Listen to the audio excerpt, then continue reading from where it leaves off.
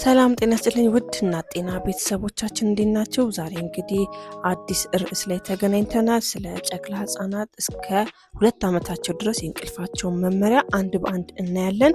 አብራችሁን ሆኑ። በመጀመሪያዎቹ የእድገት ዓመታት የህፃናት እንቅልፍ ግራ የሚያጋባ ሊሆን ይችላል።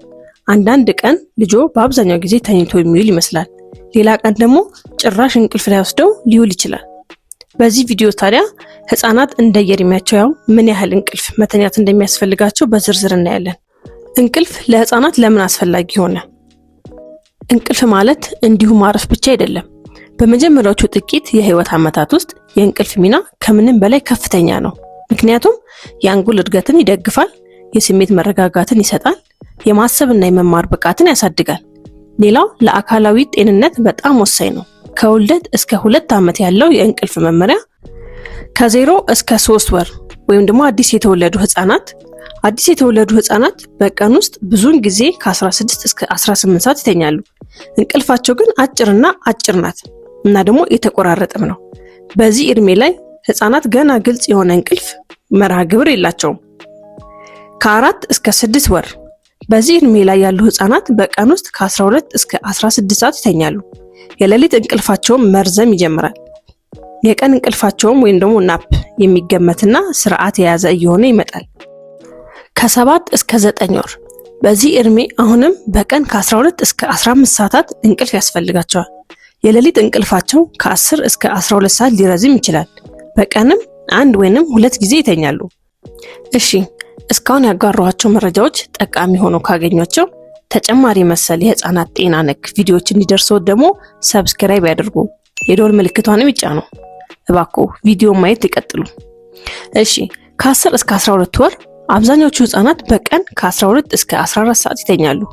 ብዙዎቹ በቀን ወደ 2 ጊዜ ብቻ መተኛት ይለምዳሉ። በሌሊት ደግሞ ረዘም ላለ ሰዓት ይተኛሉ። ከ1 እስከ 2 ዓመት ታዳጊዎች በዚህ እድሜ ያሉ ታዳጊዎች በቀን ውስጥ በተለምዶ ከ11 ሰዓት እስከ 14 ሰዓት እንቅልፍ ያስፈልጋቸዋል። ይህ ረጅም የሌሊት እንቅልፍና በቀን ውስጥ አንዳንድ ጊዜ እንቅልፍ ያጠቃልላል።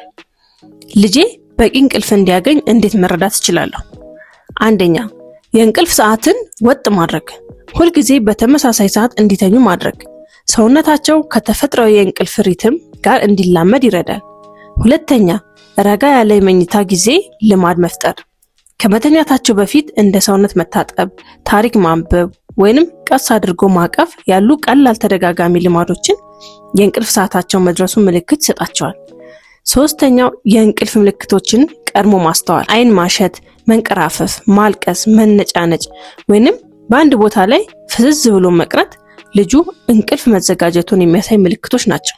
ታዲያ እነዚህ ምልክቶች ቀድሞ ማወቅ ልጆን ከመጠን በላይ ዝሎ እንቅልፍ እንዳያጠፋው ይከላከላል። አራተኛ፣ የቀን እንቅልፍን አለማስቀረት። የቀን እንቅልፍ ማስቀረት ልጁን ከመጠን በላይ እንዲዝል ያደርገዋል እንጂ የሌሊት እንቅልፉን አያሳምረውም። የቀን እንቅልፍ ለአጠቃላይ እረፍታቸው ጠቃሚ ነው። አምስተኛው ደግሞ ከመኝታ በፊት መነቃቃትን መቀነስ።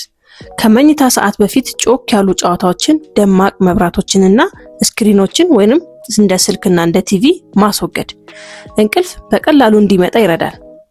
እሺ ቤተሰቦቼ፣ አሁንም ቪዲዮ እንግዲህ ከተመቻችሁ ጠቃሚ መረጃ ነው ካላችሁ ለሌላ ሰው እንዲደርስ ሼር እያደረጋችሁ፣ ሰብስክራይቡን ካልተጫናችሁ ሰብስክራይብ እያደረጋችሁ የደወል ምልክቷን ተጫኑ።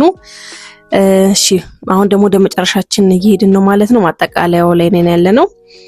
ያንዳንዱ ልጅ እንግዲህ የተለያየ መሆኑን መዘንጋት የለብንም። እነዚህ ቁጥሮች መመሪያዎች እንጂ ጥብቅ ህጎች አይደሉም።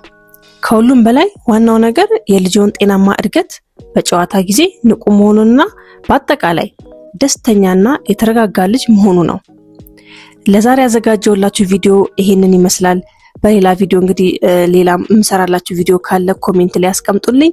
አመሰግናለሁ።